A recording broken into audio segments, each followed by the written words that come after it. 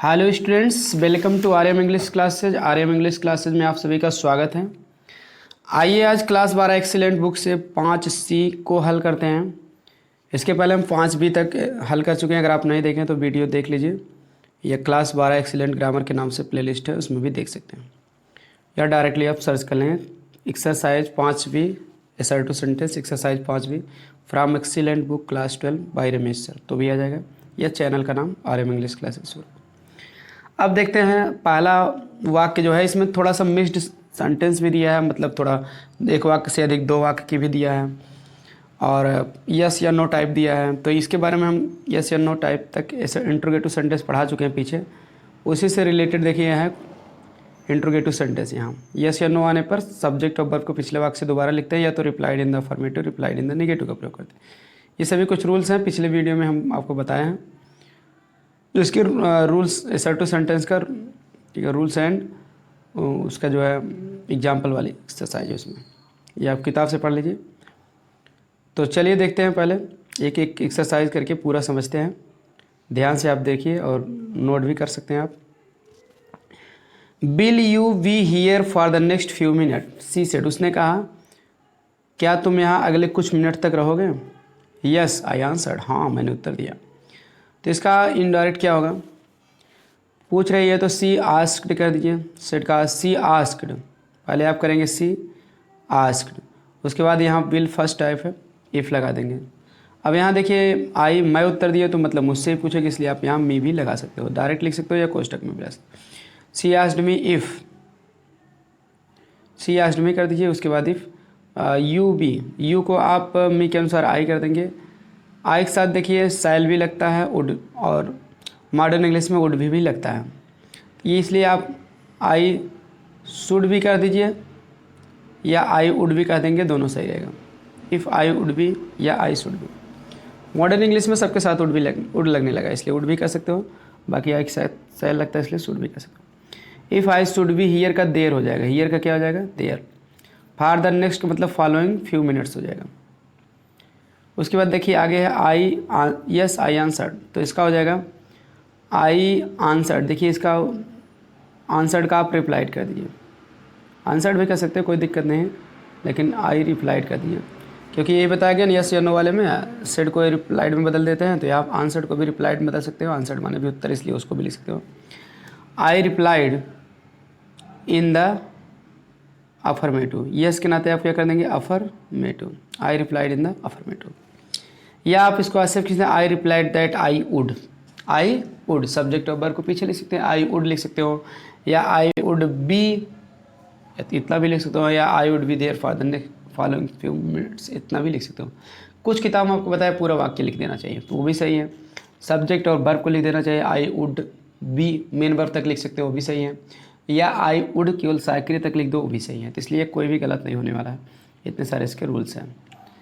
या फिर आपको कुछ किताब में ऐसे मिल जाएगा, आप यस के लिए एक्सेप्टेड का प्रयोग कर सकते हो, एग्रीड का प्रयोग कर सकते हो, नो के लिए रिजेक्टेड या डिनाइड का प्रयोग कर सकते हो। इसलिए आप इसको कर सकते हो आई एग्रीड, तब भी सही है। आई एक्सेप्टेड, ये भी सही है कि क्या तुम अगले कुछ मिनट तक यहाँ रहोगे। मैं सहमत हो गया, मतलब हाँ, मैं सकारात्मक उत्तर दिया, हाँ कि हाँ मैं रहूँगा, बात एक ही हुआ। ठीक, इस तरह से इसको करना चाहिए।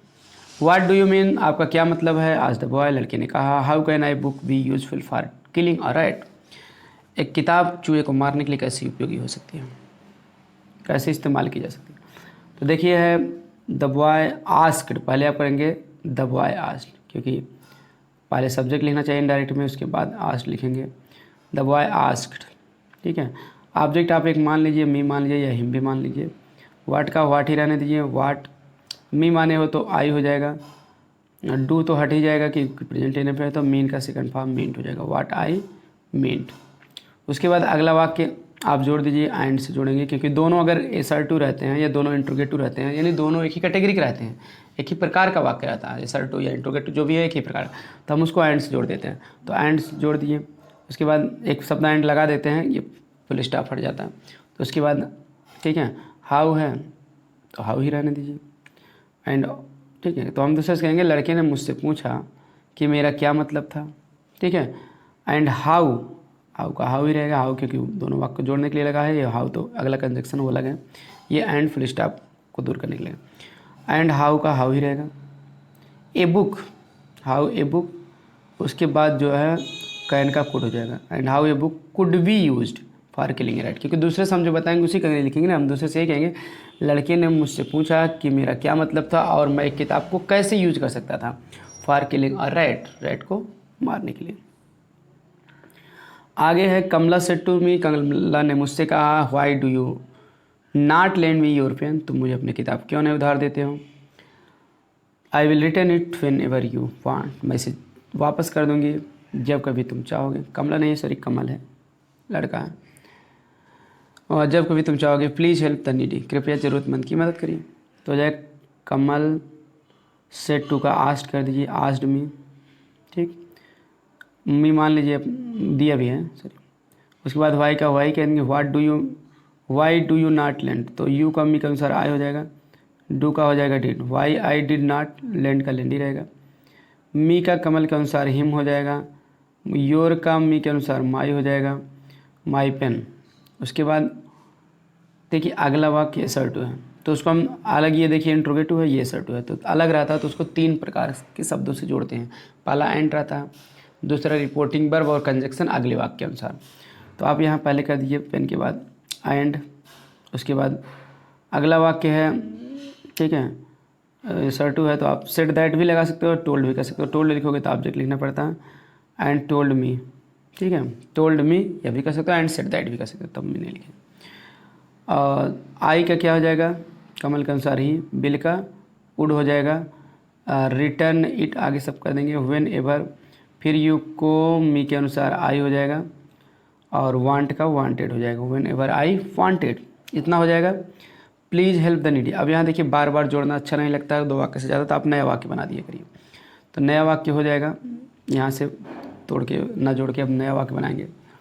नया वाक्य आप कर दीजिए ही, कमल के लिए ही लगा देंगे, उसमें हम अपने मन से देन का भी प्रयोग करते हैं। ही देन रिक्वेस्टेड, वह तब क्या किया, प्रार्थना किया, या तो चाहो तो आप देन ही रिक्वेस्टेड ऐसे भी कर सकते हो, तब भी सही है, कोई दिक्कत नहीं।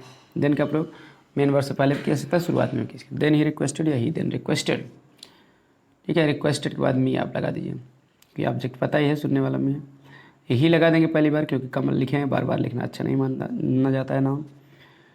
ही देन रिक्वेस्टेड मी, अब यहाँ टू लगा देंगे, उसके बाद हेल्प द नीडी जोड़ देंगे। इस तरह से इसको आप करेंगे। चौथा, the teacher said to the student, तो सेड टू का आस्ट कर देंगे, asked the student. Why are you late, तो वाई फिर यू को जो है करेंगे स्टूडेंट के अनुसार ही, आर का was, why he was late हो जाएगा, इस तरह से इसका हो जाएगा। उसके बाद अगला भी वाक्य इसमें है, the teacher said where is your father, he has gone out. आप नया वाक्य है तो आप नया वाक्य फिर लिख लीजिए। इसमें 2 वाक्य, ये एग्जाम में जैसे 2 वाक्य कभी कभी आ जाते हैं करने के लिए, तो वही दोनों दिया है साथ में। तो the teacher said where is your father, said का आस्क कर देंगे, आस्क्ड वेयर WH रहता तो वही कंजक्शन में जाता, वेयर इज़ योर फादर, तो वेयर योर का हो जाएगा, आप मान लीजिए आस्क के बाद यहाँ मी मान लीजिए या हिम मान लीजिए, कुछ भी मान लीजिए, तो मी मानेंगे माई हो जाएगा, हिम मानेंगे हिज हो जाएगा। वेयर, ठीक है, हिज फादर या मी माने तो माई फादर, ठीक है, इसका वाज हो जाएगा, वेयर माई फादर वाज, ठीक है। अब देखिए यहाँ अगले वाक्य में पूछ रहे थे, इसलिए आप एंड लगा के जोड़ देंगे, and has he gone out, and के बाद क्या के लिए ही लगा देंगे, क्योंकि फर्स्ट टाइप है। एंड तो फुल स्टॉप और प्रश्नवाचक को हटाने के लिए लगता है। एंड इफ़, फिर ही का जो है ही रहेगा थर्ड पर्सन, हैज़ का हैड हो जाएगा, he had gone out, full stop, इस तरह से इसको कर दीजिएगा। 5वां वाक्य देख लेते, why did you not come to school study आज द टीचर, तो आप पहले करेंगे द टीचर आस्क्ड, फिर उसके बाद कहेंगे वाई डिड यू का ही हैड में बदल देंगे, यू को जो है आप हिम मान सकते हो, द टीचर आस्क्ड हिम, या मी भी मान सकते हो, तो इसलिए ही या आई दोनों कर सकते हो। अब डिड का हैड कर दीजिए, ठीक है, नॉट का नॉट ही रहेगा, ही हैड नॉट, ठीक है।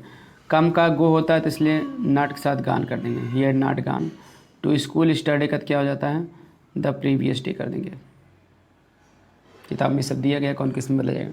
तो फिर बता दें, द टीचर आस्क्ड मी, अपने मन से मान लीजिए या हिम भी मान सकते हैं, me why I had not gone to school the previous day. अगला है who are you sir and why have you come late, they are said to the stranger. तो पहले आप करेंगे दे सेड का आस्ट करेंगे, दे आस्ट द स्ट्रेंजर। उसके बाद हु का हु ही रहेगा, कंजक्शन काम करेगा। आर यू का ही वाज हो जाएगा, who he was. Who are you, तुम कौन हो, तो हम कहेंगे कि वह कौन था, कि कौन की हु हो जाएगा। उसके बाद सब्जेक्ट ही हो जाएगा, वाज हो जाएगा, हु ही वाज। अब एक बात और ध्यान देना, सर भी है ना, तो they asked the stranger, stranger के बाद आप रेस्पेक्टफुल्ली का भी प्रयोग कर देना, क्योंकि सर के लिए रेस्पेक्टफुल्ली लगता है, द स्ट्रेंजर रेस्पेक्टफुल्ली। वे अजनबी से सम्मानपूर्वक पूछे, तब कहेंगे हु ही वाज, ये सही रहेगा, ठीक है। तो उसके बाद कहेंगे हु ही वाज, कि वह कौन था। तो सर के नाते रेस्पेक्टफुल्ली भी आप रिपोर्टिंग वर्ब के ऑब्जेक्ट के बाद लगा दीजिए, या तो रिपोर्टिंग वर्ब के पहले भी लगाया जा सकता है। तो दे रेस्पेक्टफुल्ली आस्क्ड द स्ट्रेंजर, ये भी सही है, या they asked the stranger respectfully. Respectfully का प्रयोग मेन वर्ब से पहले, यानी कि रिपोर्टिंग वर्ब के पहले या तो रिपोर्टिंग वर्ब के ऑब्जेक्ट के बाद लगता है। तो यहाँ तक हो गया। एंड से आप जुड़ा ही है, एंड वाई का वाई ही रहेगा। हैव यू का ही हैड हो जाएगा, ठीक है। कम का गो हो जाएगा, लेकिन हैव है तो गो का थर्ड फॉर्म गान होता है, ठीक है। अब यहाँ कम भी थर्ड फॉर्म है, वाई हैड गान। हियर का क्या हो जाएगा, देयर हो जाएगा। देख लेते हैं सातवां। डू यू नो, क्या तुम जानते हो, that the socks you are wearing, कि मोजे जो पहने हुए आरंट पेयर, एक जोड़ी नहीं है। आई सेड, मैंने कहा, मैं कहा हूँ, ये पूरी बात कहा हूँ, ठीक है। कि क्या तुम जानते हो कि जो मोजे तुम पहन रखे हो वो एक जोड़ी नहीं है, क्या हो? आगे है यस हाँ, बट आई वाज इन ए हरी। तो अगला आदमी कहा ही सेड, उसने कहा, मतलब मैं जिससे कहा हूँ, यहाँ नहीं कि ऑब्जेक्ट आप हिम मानेंगे।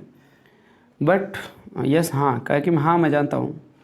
बट आई वाज इन ए हरी, लेकिन मैं जल्दी में था। दैट मॉर्निंग, दिस मॉर्निंग, सुबह मैं जल्दी में था। And these were the only ones, और ये केवल एक ही थे, आई कुड फाइंड, जिन्हें मैं पा सका। कहा कि मैं एक ही पा सका, जल्दी में था तो एक ही पान लिया। तो देखिए इसका इनडायरेक्ट कैसे होगा। आई सेड का आई आस्ट हो जाएगा, आई आस्ट। यहाँ हिम मान लेंगे क्योंकि आगे दिया है ही, सुनने वाला ही है। I asked him. उसके बाद इफ़, डू यू नो का ही न्यू हो जाएगा, नो का second form new. If you knew that the socks, him का के अनुसार यू को बदलेंगे, ही हो जाएगा, आर का वाज हो जाएगा, क्योंकि एक साथ इज लगता है इसलिए। वियरिंग ऑरेंट का वाजेंट हो जाएगा, ऑरेंट का क्या हो जाएगा, वाजेंट। वाज लेके यानी पोस्टाफिटी लगा दिया, वाजेंट ए पेयर। उसके बाद जो है देखिए, आई ही सेड कहा ना, तो ही सेड का हो जाएगा, ही रिप्लाइड इन द अफर्मेटिव, ठीक है। सेड यस की जगह रिप्लाइड इन द अफर्मेटिव हो जाता है, तो हो जाएगा ही रिप्लाइड इन द अफर्मेटिव हो जाएगा। एंड सेड दैट, कि वह सकारात्मक उत्तर दिए। एंड सेड दैट, और कहा कि। एंड सेड दैट से जोड़ देते हैं, सर टू सेंटेंस रहता है। एंड और कहा कि, अब तो हम बट हट जाएगा, क्योंकि एंड सेड दैट आ गया तो बट की कोई ज़रूरत नहीं है। अगर वो नहीं होता तब बट से जोड़ते। तो एंड सेड दैट, आई का ही हो जाएगा, वाज का वाज ही रहेगा, ठीक है। नहीं, वाज का हैड बीन कर दिए, वह था तो ही हैड बीन, ठीक है। वाज या वर्क को हैड बीन बदलेंगे, he had been in a hurry. This morning का दैट मॉर्निंग हो जाएगा। एंड दोज वर का जो है हैड बीन हो जाएगा, those had been the only once. I का ही हो जाएगा, ही कुड फाइंड, बस हो गया।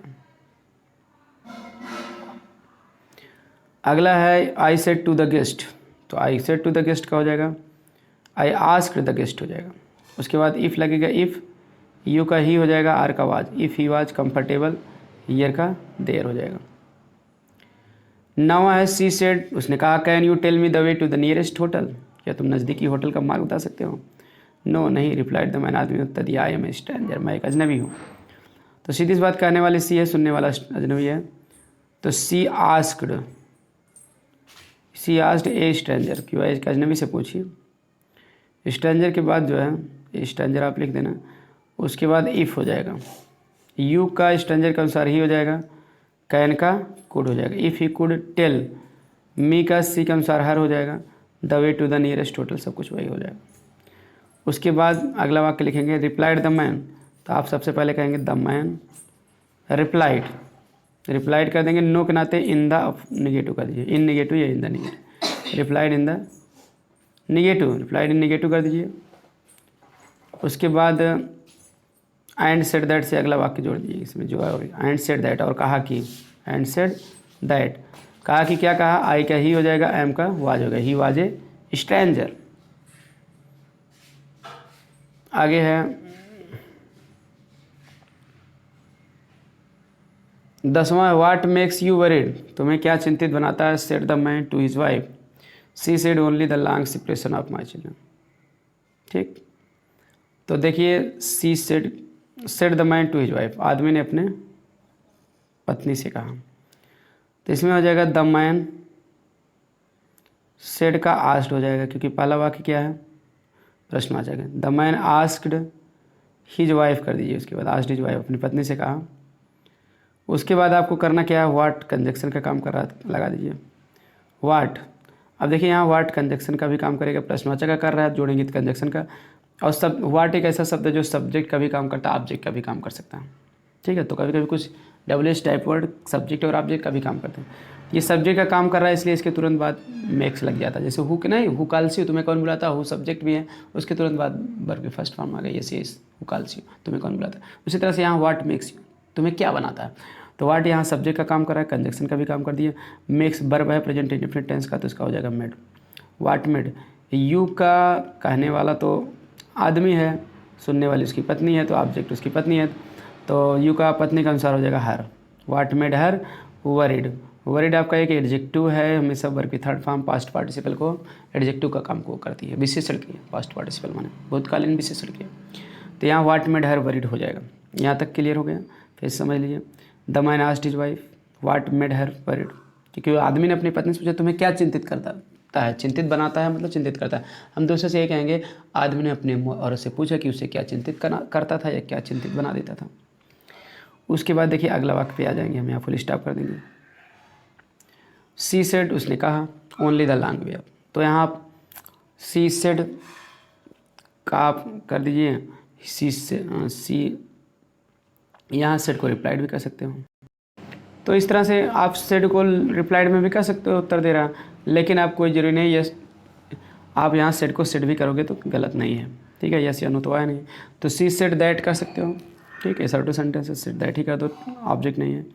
ठीक है, रिप्लाइड या सेड दोनों किया जा सकता था। तो मान लीजिए यहाँ सेड है तो आप सेड ही रहने दीजिए, कोई ज़रूरी नहीं है यस या नो नहीं है।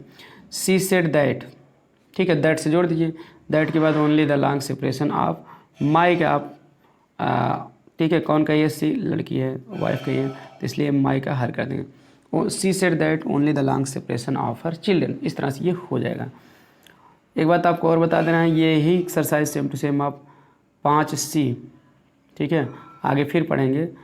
इसी का नई किताब में ऑब्जेक्टिव टाइप क्वेश्चन भी दिया है प्रैक्टिस करने के लिए, जिनके पास पिछले साल किताब होगी उसमें नहीं दिया है, तो इसलिए ऑब्जेक्टिव का भी आप जरूर वीडियो देखिएगा। इसके पहले हम 4B तक किताब में दिया था पिछले साल की, 4C का भी मैं अपलोड मतलब वीडियो बनाया, उसको भी आप ज़रूर देख लेना। और अब की इसके बाद 5B का देखिए किताब में जो इस समय लेटेस्ट बुक आई है उसमें दिया है, तो मैं उस किताब को भी रखा हूँ, तो उससे मैं लेटेस्ट वाला 5C की भी बना दूँगा, क्योंकि ये जो है लेटेस्ट बुक नहीं है इसी साल की, लेकिन एकदम लेटेस्ट मॉडल नहीं है, तो लेटेस्ट वाले में एक एक्सरसाइज बढ़ा दिया गया है। ठीक है, तो उसको भी मैं 5D की भी इसकी करा दूंगा, ज़रूर आप देख लेना 5D।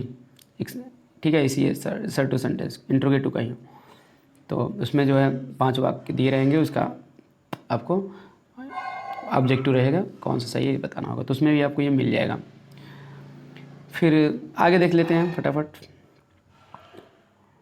ग्रामा है Gopal said to Ganesh, said to का आस्ट कर दीजिए, आस्ट गणेश, उसके बाद फर्स्ट टाइप है इफ़ लगा दीजिए। यू का गणेश के अनुसार ही, बिल का वुड हो जाएगा, like to go to see the cricket match, सब कुछ वही रहेगा, फुल स्टॉप कर दीजिए। 12वां है मदर सेट टू मी, तो मदर आस्ट मी हो जाएगा।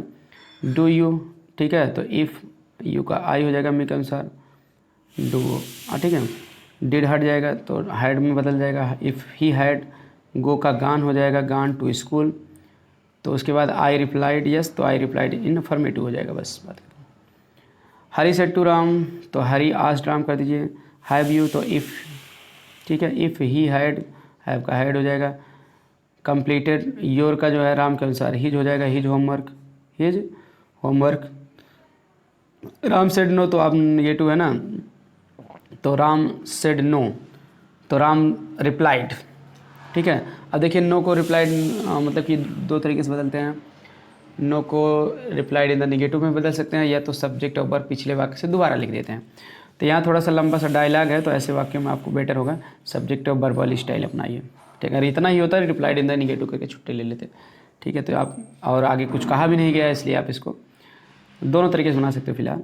तो मैं बेस्ट तरीके बता रहा हूँ, जिस तरीके से आपको एक्सीलेंट में भी आगे डायलॉग वाले चैप्टर में इस तरह की एक्सरसाइज आपको मिलेगी। ठीक है, इस तरह की मिलेगी, सेम टू सेम पे मिल सकती है। तो आप इसलिए इसको ऐसे कर लीजिए। राम रिप्लाइड कर दीजिए, रिप्लाइड दैट।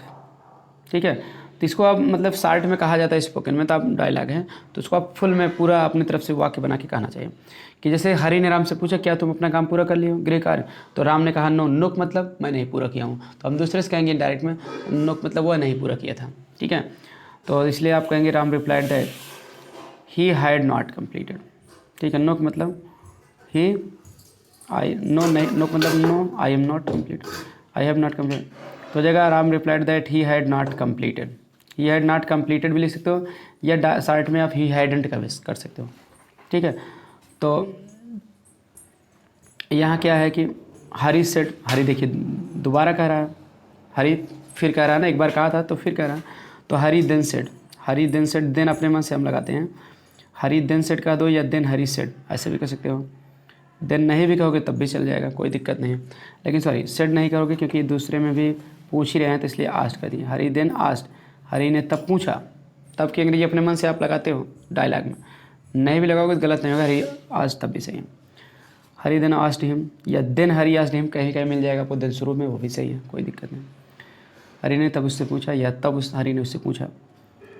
हिम लगा देंगे राम के लिए कि वाई, वाई मतलब आप हिम के बाद वाई मतलब वाई मैंने क्यों, क्यों मतलब तुम क्यों नहीं पूरा किए, तो उसका इनडायरेक्ट होगा कि वह क्यों नहीं पूरा किया, तो हो जाएगा why he had not completed. इस तरह से आप पूरा लिख लीजिए। ठीक है, अभी जो होमवर्क भी लगा सकते हैं, लेकिन कोई ज़रूरत नहीं है, बर्फ तक लिख दिए पर्याप्त समझ लिया जाता है, क्योंकि हम इनडायरेक्ट में भी इतना ही कहते हैं। या कुछ किताब आपको ही हैडेंट ही खाली लिख जाए, हैडेंट मतलब हैड नॉट कंप्लीटेड मान लिया जाता है, वो भी सही है। Why he had not completed. Ram देखिए फिर उत्तर दे रहा है, तो राम अगेन रिप्लाइड, एक बार उत्तर दिया था ना, दोबारा दे रहा है, इसलिए आप राम अगेन रिप्लाइड, राम ने दोबारा उत्तर दिया। या ऐसे भी कह सकते हैं Ram replied him again, Ram ने उसे दोबारा उत्तर दिया।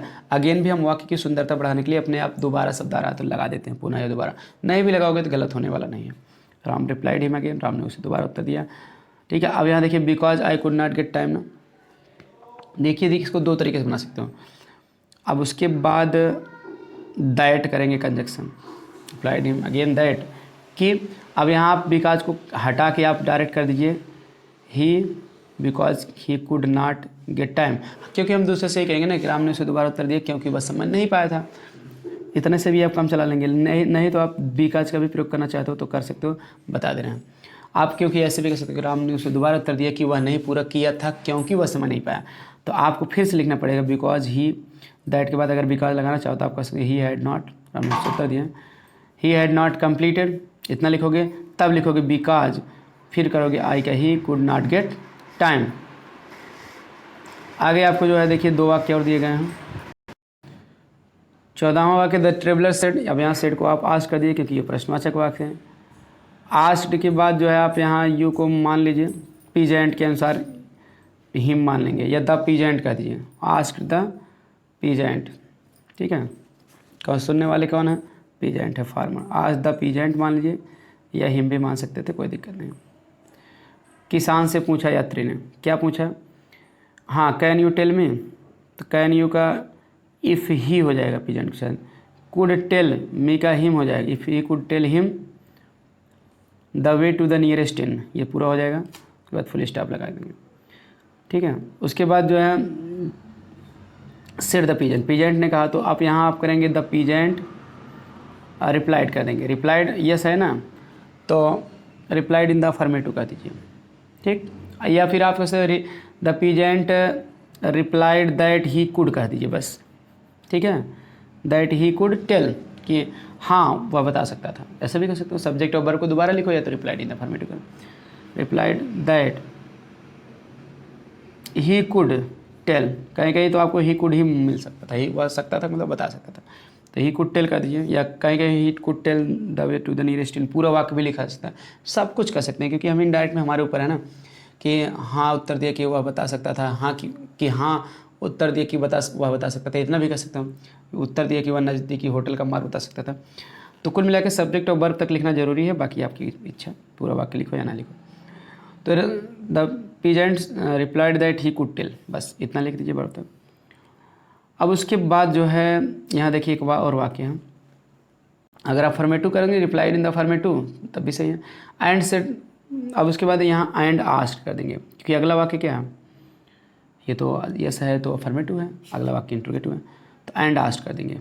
एंड आस्क्ड, आस्क्ड के बाद आप हिम भी लग सकते हो अपने मन से, नहीं भी लिखोगे तो कोई दिक्कत नहीं है। डू यू वांट, तो इफ़ हो जाएगा, और पूछा, और उससे पूछा या और पूछा कि क्या, दोनों सही है, तो इसलिए हिम लगा भी सकते हो, नहीं लगा सकते हो। And asked him, if you का ही हो जाएगा, डू तो हट ही जाएगा, पास्ट इंडेफिनिट में wanted, if he wanted one in which, फिर यू का जो है आप बना देंगे ही में, ठीक है, फिर ट्रेवल के अनुसार।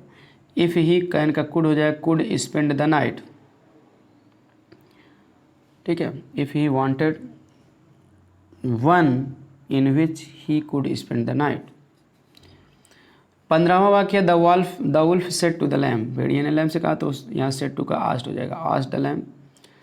वाई आर यू का वाई ही वाज हो जाएगा, why he was making the water dirty, बस हो गया। इस तरह से आपको आई होप समझ में आ गया होगा। अगले वीडियो में आपको 5D का इसका जो है जो ऑब्जेक्टिव टाइप है उसको भी हम करवा देंगे, फिर उसके बाद आपका इंपरेटिव सेंटेंस पूरा समझाया जाएगा, फिर उसकी एक्सरसाइज कराई जाएगी। इस तरह से पूरा आपकी सीरीज चलती रहेगी। मिलते हैं नेक्स्ट वीडियो में। वीडियो पसंद आए तो लाइक सब्सक्राइब शेयर करें, अपने दोस्तों में शेयर कर दें, ठीक है, क्योंकि शेयरिंग इज़ बेस्ट केयरिंग। मिलते हैं नेक्स्ट वीडियो में। Thanks for watching video. हाँ, चैनल को सब्सक्राइब करके रखिए, घंटी दबा के रखिए, ताकि जैसे वीडियो अपलोड करूँ नोटिफिकेशन सबसे पहले आपको मिल जाए।